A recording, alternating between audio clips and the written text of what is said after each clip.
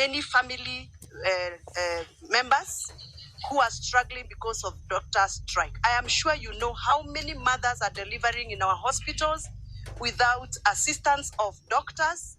I'm sure you know how many patients are succumbing to cancer because of lack of doctors. I'm sure you know how many accident victims are abandoned and neglected in our hospitals because there are no doctors to even operate on them.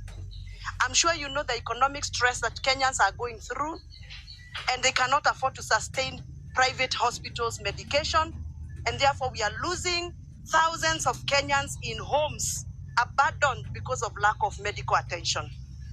This is something that as leaders, young leaders of Kenya, members of parliament who have conscience and who feel that they should speak for the people who elected them and trusted them, we have to keep speaking. We were here last week and we asked the government to actually think on strategies and approaches on how they are going to sort out doctors' strike. It is very sad to hear that even the clinical officers want to join in this strike. It is very sad. I want to beseech the government of Kenya, the Kenya Kwanza government, which I am part of, to kindly listen to the plea of Kenyans, the many patients who are succumbing into various medical issues because of lack of medical attention, which is supposed to actually be provided by our doctors and our clinical officers. I also want to say this.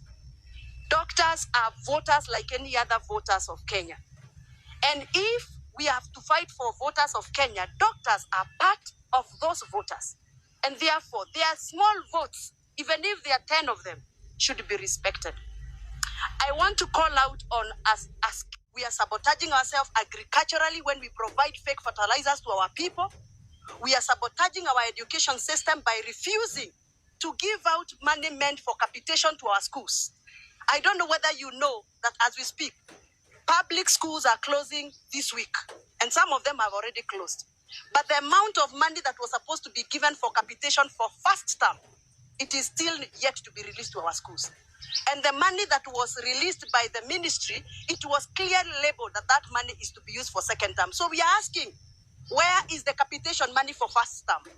That is to mean any school that had debts between January and April, that school is going to start receiving auctioneers.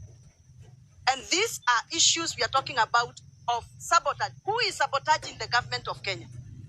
I think this is time for us to start calling spade. A spoon is a spoon, a spade is a spade. A problem is a problem. I know you're wondering, why are these few members of parliament speaking? Because these are the people who have the conscience. We all swore to protect the constitution of Kenya. We all took an oath and vote to fight for the rights of Kenyans enshrined in the Kenyan constitution. It is not right and it is not business as usual for us to see doctors in the street under the rains. We are seeing doctors striking the whole day, yet our mothers, our fathers, our young sons, our young daughters are agonizing in the corridors of our public hospital. It can never be business as usual. And therefore, we are still calling out the government, saying as team ground, hii ni team ground.